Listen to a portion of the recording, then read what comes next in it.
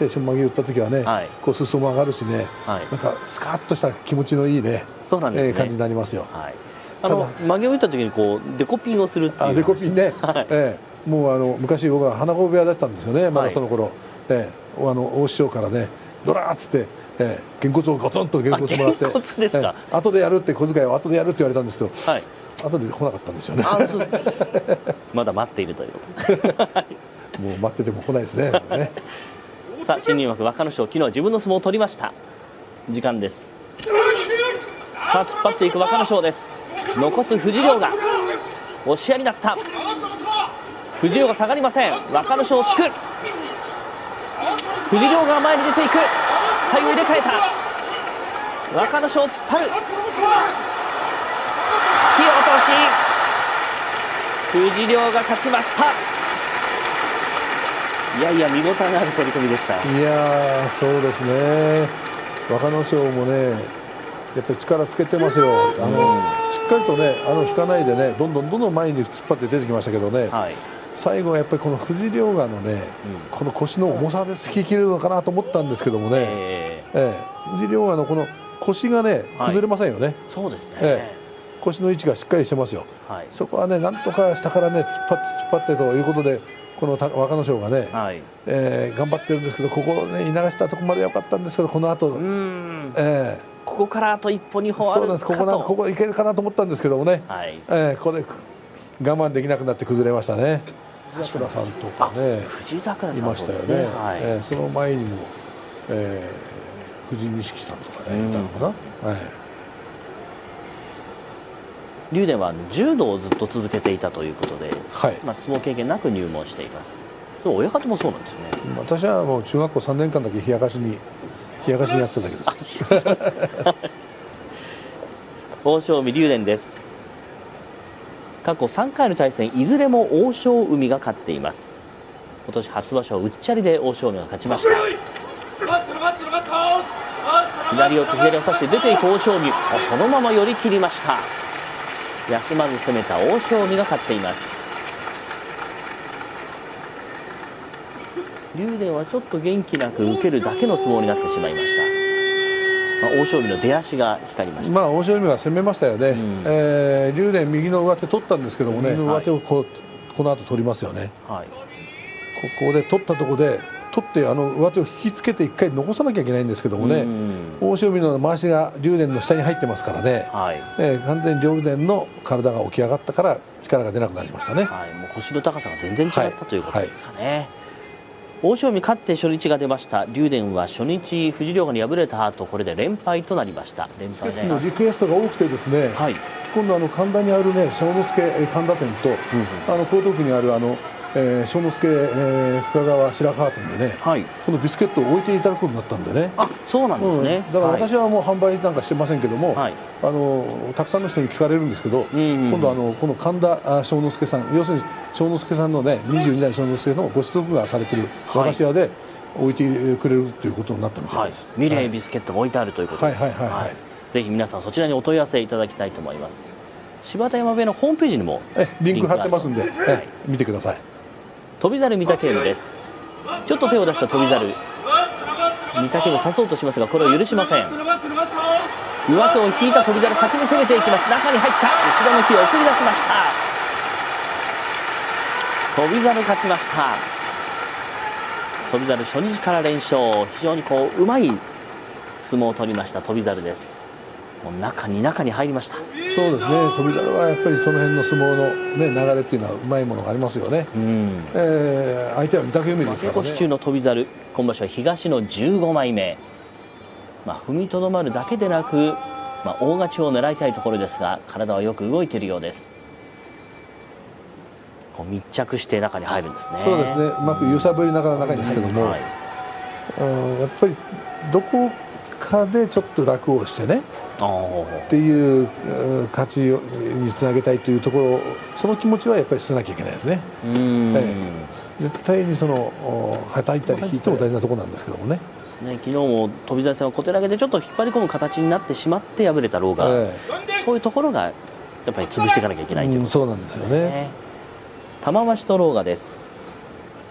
過去狼雅が3回の対戦いずれも勝っています。玉鷲あまり当たりが強くありません。のど輪、そして押っつけ、狼雅が組み止めて寄り切りました。狼雅が勝ちました。どうでしょうか、昨日に続いて玉鷲当たりの強さというのがどうも。いやこれ玉鷲今見てましたらね、はい、右足にちょっともう力入らないですね。全く右足に力が入ってないです。入ってない。良くないからですね。はい結局もう定位置で立ってますよね。そうですね。で、左の足で残そうとしてますけど、右足は力が入ってないです。全く。はい。宙に浮いてます。本当です。もう右足つけないぐらいなんですね。もうつけないです。これはちょっと厳しい状況です。これ無理してね、ありましたけどもね。はい。これからはやっぱりフルーツの時期に入ってきますよね。そうですね。そういうのそうですね。これからさくらんぼの時期、あとは清っていうすももの時期ね、すももでも清っていうね、ちょっと高級的なね、名前があるんですけどね、そういったもう、それから今度桃が出てくるじゃないですか。そうするとやっぱり体の線が細かったんですけども、ここ数場所ね、この太もも、上半身、かなり大きくなりましたよ。この太ももの太さ、すごいです。さあ、その大きな力のある獅司を琴恵光がどう崩すでしょうか。差しにいった、2本狙いましたが右四つになりました。先に回しを引いて引きつける琴恵光、出ていいか、体を入れ替える、頭をつけました琴恵光、上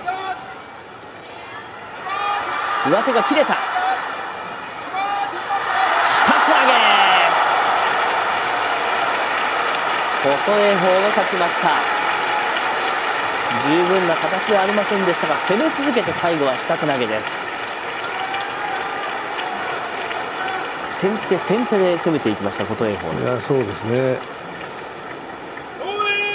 獅司も右を差してなんとか起こそうとはしたんですけどもね、起こそうとはしたんだけども、細かい技的な繊細さっていうのはまだちょっとね、この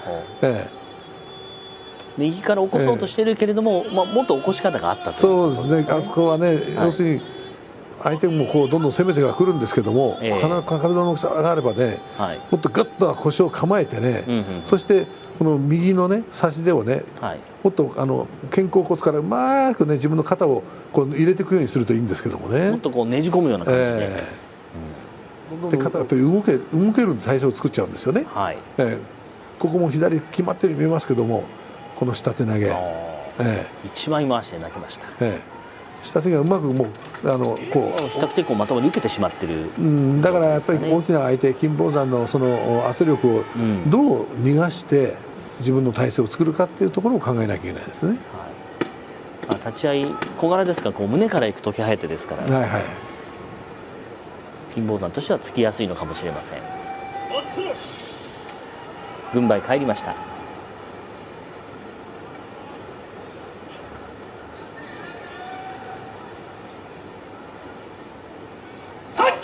先に入って体を入れ替えて上手投げ、ふわっとした相撲になってしまいました。立ち合いのタイミングも合わなかったんですが、両者こう力を出し切れなかったような相撲になってしまいました。ここが体の小さいものやっぱり弱みですよね。入っていっていいのかなと思ったんですけども、すかさず金峰山がね左の上手から常に持たなきゃいけない。さあ、朝乃山が今天を仰ぎました。息を整えて2日目の土俵です。今日は白乃富士です。白乃富士、昨日裏戦は立ち合い少し高く当たってしまいました。引いたところを出てこられて押し出して敗れています。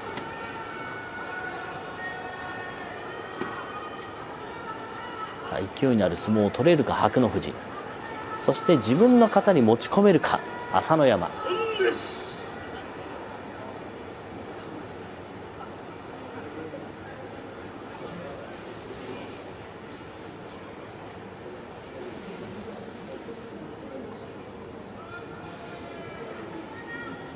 コメント欄は親方がさすがいいことを素晴らしいことを言うというコメントがいくらでもたくさん並んでるんですが、さあ踏み込んだのは白乃富士です。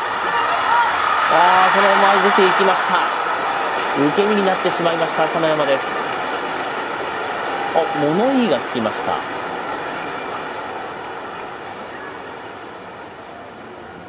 これは何に対して物言いでしょうか。これ飛び出すの。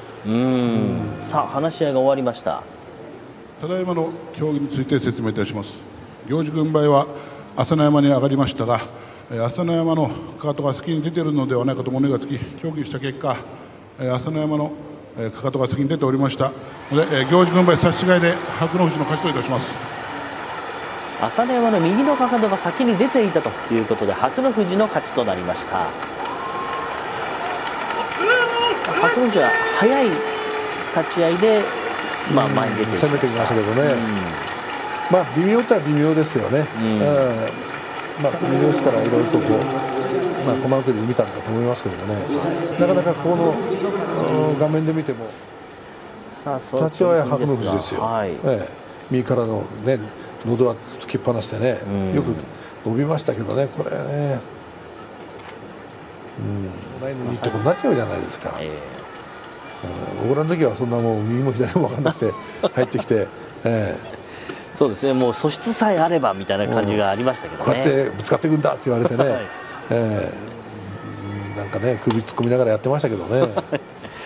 ただかといってその経験者も今中学高校の相撲部が大変少なくなっています。そうなんです、経験するところも少なくなってる、野球人口も少なくなってるみたいですよ。そうですね。錦富士宇良です。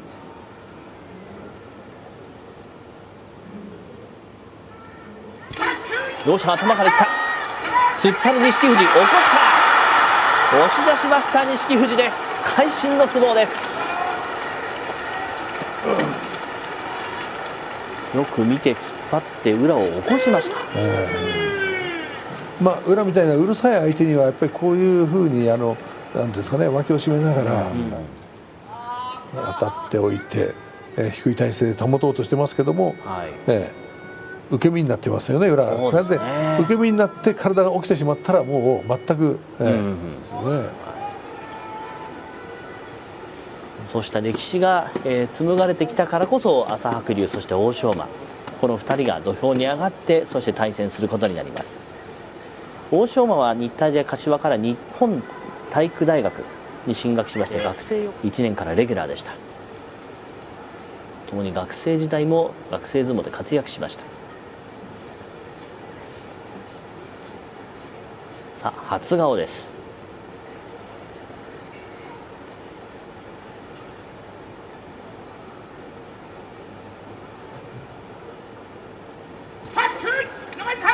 攻めていくのは朝白龍だ。よく手が伸びている、こらえる欧勝馬。足を飛ばしに行きましたが、そこを出ました朝白龍です。押し出しました。朝白龍勝ちました。おそらくお互いに手の内をよく知っていたという歌だと思いますが、手の内知ってても欧勝馬この相撲はダメですよ、これね。そうですね、スパッともう私は切りますけどね、あんな土俵に立ち合いからの当たりも朝白龍が上回っていました。そうですね、左からの押っつけ、でここですよね。ここで一旦残します。欧勝馬は本当はね押し返さなきゃいけないんですよね。なんですか、この右足もっきり折れてました。もう今触ってもボコッとそこだけ出てますから、骨がボコッと出てますから、だけどできるもんです。できるもんなんですね。みんな良い子の皆さんあんま真似しないように。あんまり人の骨が折れてるのはどうのこうのって言って聞いてもあんまり私はびっくりしませんけどね。なるほど、確かにご自身でその経験があればそうかもしれません。私もやってきましたんでね。さあ突っ張りの阿炎、朝紅龍がかいくぐって中に飛び込めるかという相撲です。横に動いた、まわしを狙っていた阿炎、下手を引いた朝紅龍です。下手上げに行く、決まりました朝紅龍。阿炎がまわしを狙いに行ったところ、うまく左の下手が入りました朝紅龍、下手寝が決まりました。いいですね、中に入りました。阿炎は上手を取ってね、あんだけだったと思うんですけどもね、反対に投げ返しましたからね。そうですね。手を取るんですけども、やっぱり阿炎はやっぱり四つ相撲ダメなんですよね。そうですね。本来はこの相撲ではありません。これで下手投げいっちゃうんですからね。中に入っていって自分の体密着するじゃないですか。ここですよね。はい。だからこの下手投げがていただくっていう、そうですね。そのことにこう相撲ファンになって、そうなんですよ。まあ、私みたいな言い方がやっぱり厳しくなってしまうのかどうか分かりませんけども、どんな状況でも私たちの頃は師匠が「巡業は行けよ」って必ず言われたものです。そうなんです。さあ土俵上、千代翔馬と美ノ海、過去5回対戦があります。千代翔馬4勝、美ノ海1勝です。前みつを引いた、これは切れましたが出ていく美ノ海、張り手を交えて千代翔馬、顔を張っていきます。出ていく美ノ海を押し出しました。張り手に動じませんでした。そして少し顔をしかめる千代翔馬、どうでしょう、目になんか入ったという感じでしょう。突っ張っていったんですが、これ取ってますよね。そうですね。ここから取って出ていくんですよね。で千代翔馬はちょっとはたき気味にいって、これまた持ち直して、いや顔を狙ってますね。結局ね、千代翔馬、顔を狙いながらね、突っ張りにはいそうですね、立ち合いから左の前みつをちょっと、手がかかりましたけど、切れましたけどね、途中はね、ギリギリの線で、一か八かというのが一番危ないんです。なるほど。そこに怪我という一つの、落とし穴がやってくるんですよ。だから後ろに下がってもやっと残して自分の体の柔らかさを使いながら、相手を怪我しない逆転があるんですよ。そこは稽古で培うということです。さあ先場所突き落とし藤青雲が勝った正代と藤青雲戦、先場所に続いて2度目の対戦となります。さあ正代は先場所のことが頭にあると思いますが、どんな相撲を取るでしょう。攻めていくのは正代だ。回り込む藤青雲、藤青雲が挟みつけて右にとって突き落とし、今場所は正代が突き落としで勝ちました。いい形を作ったように見えた藤青雲でしたが、正代の突き落とし強烈でした。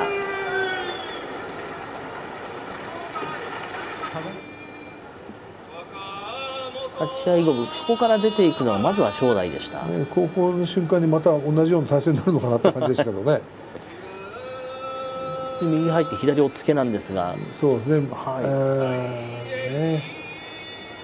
また負けたって感じですかね。そうですね。全く得意の形になれませんでした。ただ昨日の豪ノ山戦ですか、もうなんか一方的でしたしね、なんかまだ先場所の小石をそのままね、流れが続いちゃってるのかなって思いがどっかで切らなきゃいけないですよね。そうですね。得意の左四つになれるかどうかというのが若元春です。これが20回目の対戦となります。大栄翔12勝、若元春7勝。見直しです。若元春簡単に落ちてしまいました。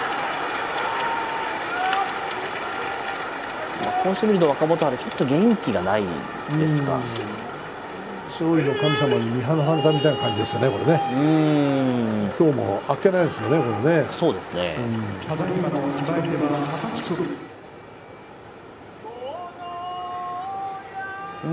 どうもリズムが悪い。立ち合いもなんかちょっと迷ってますよね、これね、感じがね。長くこう相撲を取ってても迷うことはたくさんあるんですよ。もちろんね、当たられて、さあ出ようって思ったところに大栄翔が気持ち弱さみたいなところが出るのかなっていうかね、基本にはそう思ってないんでしょうけども、我々から見てて、もうちょっとこのなんかこうガッとしたその引き締まったところが欲しいよなっていうのがありますよね。そういう厳しさみたいなものが欲しいですかね。豪ノ山の師匠が見ています。さあ過去の対戦は豪ノ山が4勝、王鵬が1勝です。去年の名古屋以来の対戦です。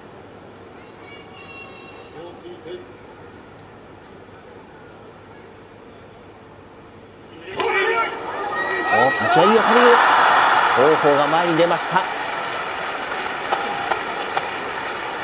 立ち合い両者素晴らしい当たりだったんですが、一歩二歩前にできた王鵬、豪ノ山の足が流れてしまいました。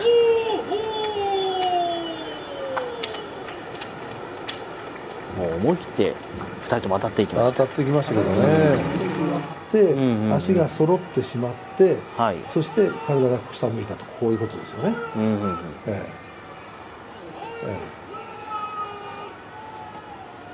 ということです。はい、タッチペン解説いただきましてありがとうございます。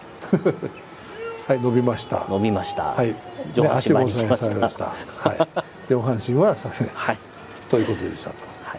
はい、一山本がもう幕内上位で定着してきました。ね、一山本はやっぱり体が大きくなったのとね、あれですよ。まあ、上がってきた頃はね、線が細かったから、結構ごまかすような相撲が多かったんですけどもね、今はそんなことないですよ。もう真正面からね、戦いに行きますからね。でもやっぱり前から真っ向から攻めていく場合もありますのでね。そうですね。まあ、その威力も増しているということですね。高安と一山本です。これが10回目の対戦。高安6勝、一山本3勝。さあ、どちらが連勝となるでしょうか。突っ張る一山本、突き上げる。高安残す、いました。高安勝ちました。高安初日から連勝です。先場所も初日から連戦連勝だったんですが、結果的には7勝8敗でしたが、さあ高安の今日の相撲はうまく、なんとかこう残しました。残して最後は歩ましてきました。まあそうですよね。はい。ここからはね、一山本非常にね、当たってからの左からの喉輪突き、ここまだいいですよ。ここも一山本の流れ。ただここでうまくね、高安がかわしましたよね。そうですね。一山本あと2本ぐらい出てればという感じの相撲でしたね。効いてますもんね。効いてます。はい。まあところでその太っていく。ですから量を減らそうが増やそうが太っちゃうんです。そういうメカニズムだったんですね。でもう2週間ぐらい本当に量を減らして、なんとか10キロ落としても3日で戻るんですよ。燃焼しないからそうなってしまう。そういうそれが発覚したんですよね。当時はそれあまり分かってなかったんですね、メカニズムとして。そうです、そうです。さあ軍配返りました。平戸海、熱海富士です。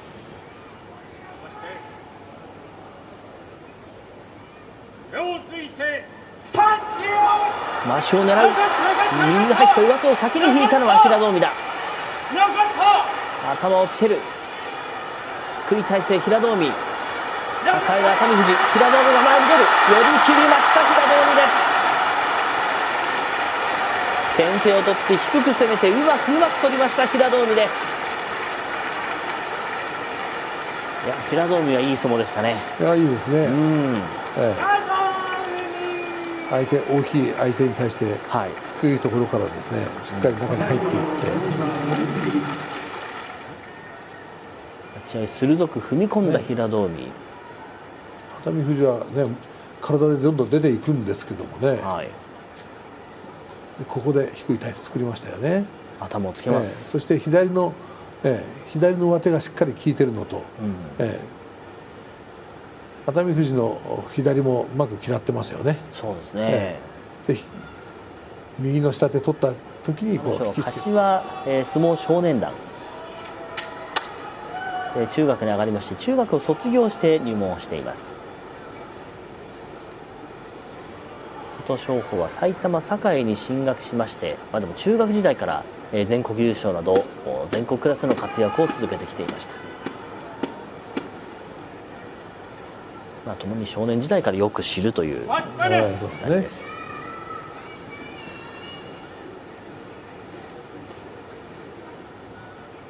過去は隆の勝が6勝、琴勝峰が8勝です。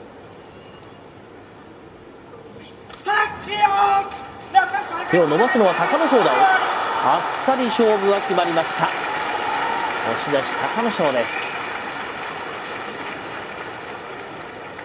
案外あっさりと勝負が決まってしまいました。いやそうですね、はい、当たり合いはしたんですけどね、もう当たったこの瞬間からもう後ろ向き、もう当たってもう要するに右手と左手でこう相手をはたこうというそういうね仕草から。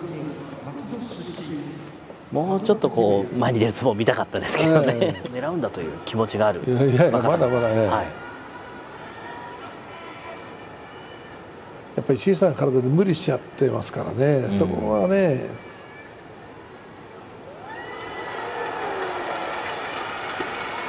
琴櫻気合が入ります。さあこの気合同様の相撲を取ってくれるでしょうか。過去の対戦成績は五分です。スロースターターの若隆景、昨日勝ちました。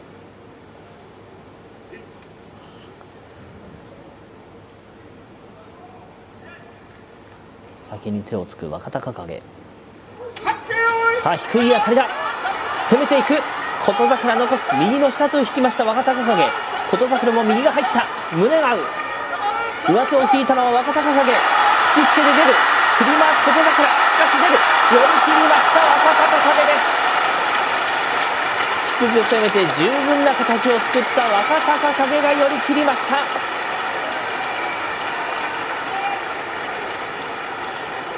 琴櫻を再三残そうとしましたがそれを許しませんでした若隆景。厳しい相撲でした。立ち合いの当たりからそして流れ、いずれも若隆景がいい相撲を取りました。立ち合いね、やっぱり踏み込みが全然違うでしょ。若隆景の方がいいですよね。で攻めていく。ただここは体でなんとか残していくんですけどもね、右差すけどもですね、返さないですよね、肘をね。で若隆景がっちりとこうね回しを引かれて頭つけられてますよ。それでもうここはね一瞬振りに行きますけども、だけどここは若隆景は粘り腰とかね、足の使い方、腰の使い方ではやっぱりうまいですよね。この大きいものに振り回されても、さっと足が地についてますよね。ここですよね。この体の密着度、密着、そして足の高さも全然違います。違うでしょ。16分ぐらいの間に30番まで取るんですよ。でそこからその30分ぐらい稽古やったら大変ですから、もう芯は食わされますからね。でそこからまたさらにそこからさらに自分の、いろんな体勢を作った形の稽古をやって、それでもなかなか勝てないんですから、だから稽古しなきゃダメなんだって。だから15番20番でね横綱大関保てるんだったらそんな楽なものはないなと思ってますよ、いつも。なるほど。さあ土俵上は今日の結びの一番、吉野富士と霧島です。過去の対戦3回やりまして、霧島が2勝、吉野富士が1勝。先場所上手投げで霧島が勝っています。大いちょを打って吉野富士。さあ踏み込んだのは霧島。抱えて振り回す、後ろ向きになって吉野富士、しかし向き直りました。また振り回す霧島、よく見ています。見ました。吉野富士を翻弄しました霧島です。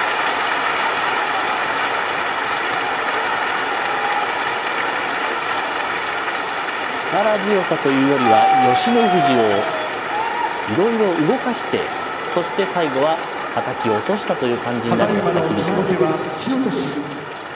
内容としては霧島でなければこの相撲取れないのかなという、霧島の相撲ですよね。そうですね。これね霧島しっかり立ち当たってますよ。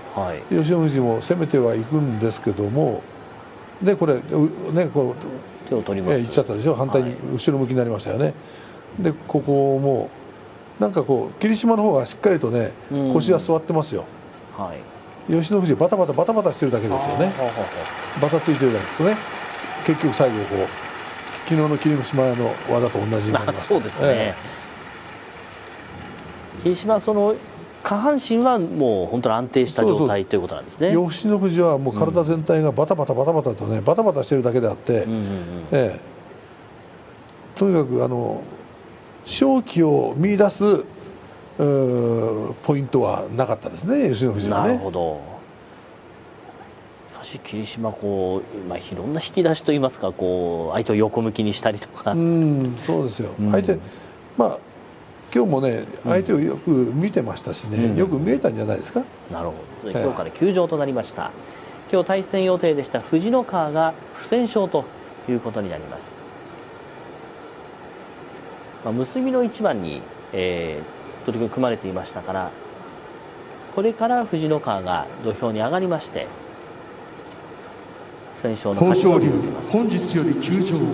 したがって藤ノ川の不戦勝であります。さすがにファンの皆さんもその情報を知っているということで場内がどよめくということもありません。藤ノ川は昨日琴櫻に勝ちましたが、いや藤ノ川の相撲いいですね。